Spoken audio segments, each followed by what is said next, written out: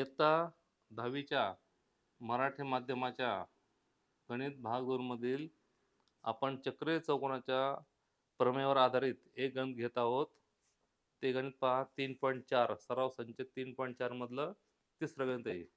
ते गणित असं आहे की चक्रीय चौकोन पहा चक्रीय चौकोन एम आर पी एन मध्ये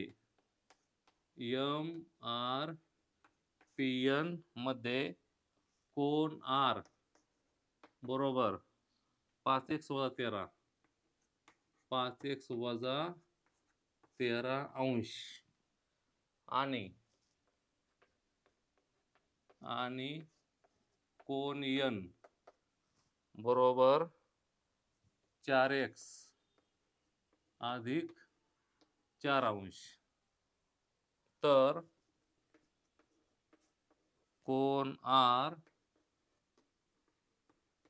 आणि कोन n यांची मापे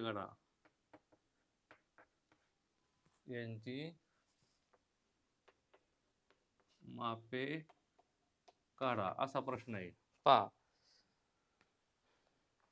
सराव संच 3.4 मध्ये हे गणित कुठं आहे तर सराव संच 3.4 त्यातलं तिसरं गणित आहे. पहा चक्रीय चौकोन MRPN मध्ये कोन r 5x - 13 अंश कोन n 4x/4. तर r आणि n ची माप काढायची. कसं काढायचं पहा इकडे. चक्रीय चौकोन आहे म्हणजे हा झाला थोडक्यात हे वर्तुळ आहे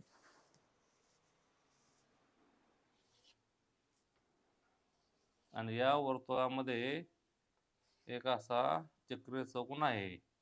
नावे काय आहेत एम आर पी आणि एन असे नाव आहेत. आणि आर चं माप आहे 5x - 13 5x - 13 अंश. दुसरा आहे 4x अधिक 4 अंश असं आहे. आणि आता काय म्हटले आर व एन खरोखरचे माप काढायचे आहेत. हे अक्षरातले माप आहेत. तर इथे नियम कोणता वापरायचा मग चक्रीय चौकोनाचे सम्मुख कोन परस्परांशी पूरक असतात. मग तो नियम वापरायचा. कोणता नियम वापरायचा चक्रीय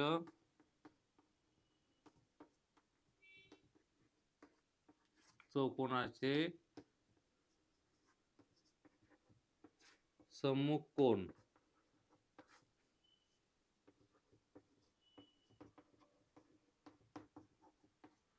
परस्परांचे पूरक कोन असतात. पहा चक्रीय चौकोनाचे सम्मुख कोन परस्परांचे काय असतात पूरक कोन असतात. म्हणजे हा आणि हा काय आहे सम्मुख कोन आहे. मग आपण लिहायचं म्हणून m कोन r अधिक m कोन n बरोबर 180 अंश. पूरक म्हणजेच काय 180 अंश. जेव्हा आपण असं म्हणतो की दोन कोन परस्परांचे पूरक कोन आहेत तेव्हा त्याचा असा अर्थ असतो की ते दोन कोन एकमेकाचे पूरक कोन आहेत म्हणजे त्यांच्या मापांची बेरीज 180 अंश आहे. मग m कोन r चं माप किती 5x - 13 5x - 13 अंश अधिक n चं किती माप आहे 4x अधिक 4 4x अधिक 4 अंश बरोबर 180 अंश. आता आपण समीकरण सोडवू. आधी कंस सोडवू 5x - 13 अधिक 4x अधिक 4 बरोबर 180. म्हणून पहा 5x आणि 4x यांचं उत्तर होणार 13 आणि 4 याचं उत्तर होणार 5x आणि 4x अधिक चिन्ह आहे मग 5 आणि 4 9 होणार याचं उत्तर होणार 9x. 13 वजा आहेत आणि 4 अधिक आहे वेगवेगळे चिन्ह आहे त्यांची वजाबाकी होणार चिन्ह मोठ्याचं उत्तराला -9 बरोबर 180 अंश.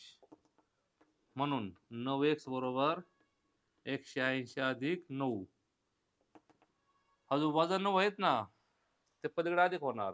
13तून 4 गेले 9 चिन्ह मोठ्याचं. 9 वजा तिकडे अधिक होणार. मग याचं उत्तर काय आलं? 9x बरोबर 189.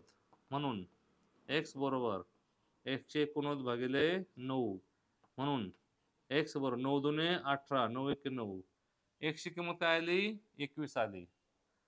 x ची किंमत 21 आली. आपल्याला नुसता x नकोय. त्यांना काय पाहिजे? r आणि n चा आपल्याला माप काढायच्यात. r आणि n ची माप काढायची. मग आपण पहिले लिहू. म्हणून m कोन r बरोबर किती आहे? 5x वजा 13 अंश. म्हणजेच 5 गुणिले x. x ची किंमत 21 आहे. वजा 13 अंश. 21 5 5 105. 105 मधून 13 गेले. म्हणजे 105 त्यातून 13 निघून गेले. उत्तर 92 आलं. मग इथे म्हणायचं 92 अंश. आणि दुसरं आहे m कोन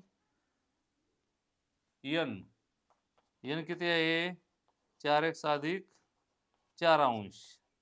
मग 4 गुणिले 21 अधिक 4. 21 चौक 84. 84 अधिक 4. मग उत्तर आलं 88 अंश. मग उत्तर शेवटला यायचं m कोन r 92 अंश आला. किती आला?